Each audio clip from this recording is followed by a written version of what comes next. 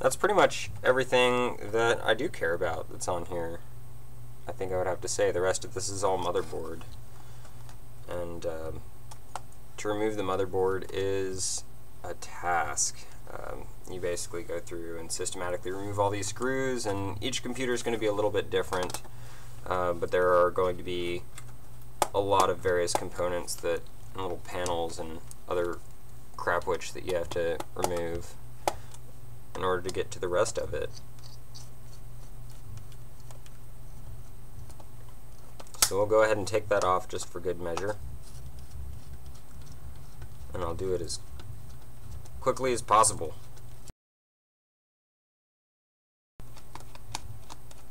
You may see that power, mute, and volume up and down are associated with these 4 buttons here.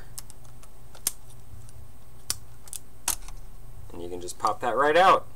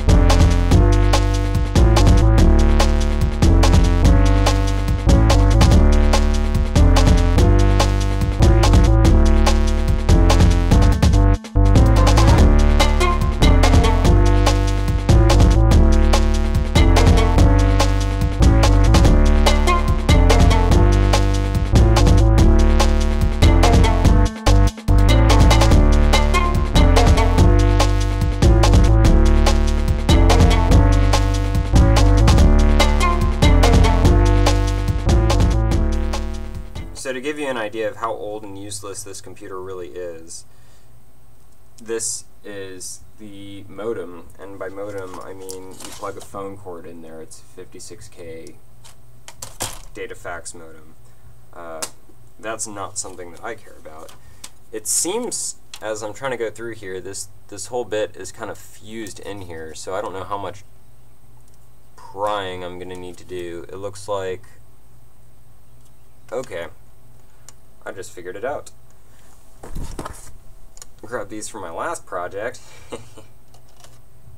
These bolts are actually holding this all in place here. So we just need to loosen those up. Nuts. They're nuts. Bolts. Bolt nuts.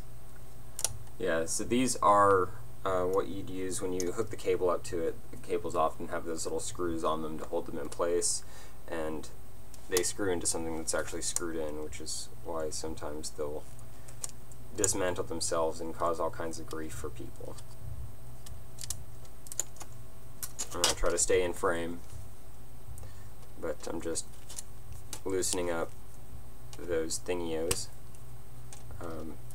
As you can see on the VGA port, they're actually already gone for whatever reason. Previous user, I guess, took them off accidentally or intentionally, I don't know.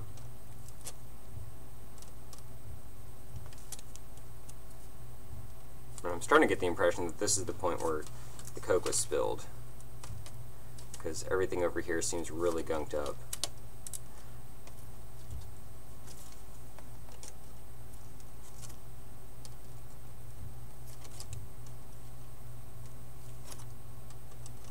Once I'm able to get this off, then the motherboard will come right out of this stupid little chassis. There we go. I hope.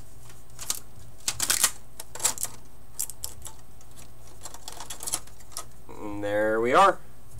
This is the motherboard of a laptop computer. And if you want to go that extra little crazy step there, you can even take out the processor. The way that these are set up generally is that there's a little flathead slot right there, and you turn it, and the processor pops right out. So that's your CPU. And that is how you dismantle a laptop computer, in case you wondered. So for all those screws, I save them all. Just throw them in a little bag because they take up almost no space, and it's much better to have them than not when you need them. So here's that hard drive I pulled out of there. I really don't have much of an idea on what data is on there, but it's generally going to be mounted with 4 screws if it's this sort of casing, which Dell has been fond of in the past. And so you just take those 4 screws off,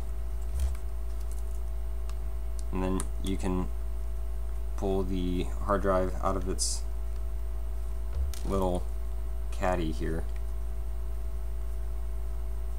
or whatever you'd call it. I'm really not sure at this point, but I know what it looks like and I know how to take the drive out of it. So you separate your hard drive from it, and it's gonna have, in many cases, these little connectors on there. Sorry for the blur. This is in order to connect the hard drive, make the hard drive so it can just slide into place. They put these on there because otherwise you're left with this whole series of pins. And it's really easy to bend those, and it's not so easy to bend something as sturdy as this. It's no longer the standard, fortunately. They have a whole different kind of setup with SATA, which is good. And if you wanted to access the data on that drive after the computer's dead, I have one of these. It's relatively inexpensive, and for a laptop hard drive you don't even need to hook up the power to it. You simply take this and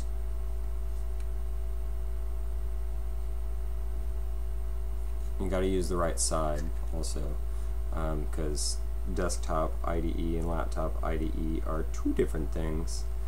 And you just connect that to it, and that'd be a SATA cable right there, because I've been using this thing previously with SATA. And then it's got a connection for the USB cable right there, and you just connect it to your computer and it should identify it automatically, unless your OS is so old that you should do this to your computer, what I just did. And that way you can get to the data on the drive. If the drive is still good, then you can recover any of that data no trouble, and sell the hard drive if you want, unless you have a use for it.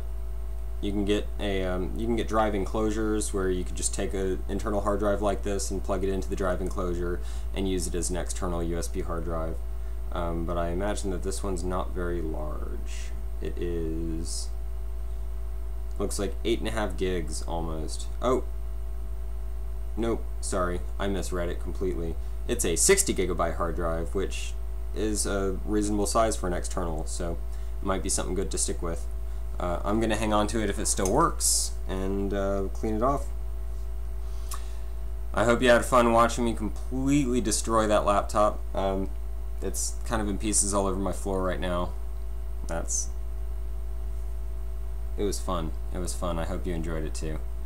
I will try to get some more videos up of dismantling stuff or fixing stuff for your enjoyment, and you will see me later.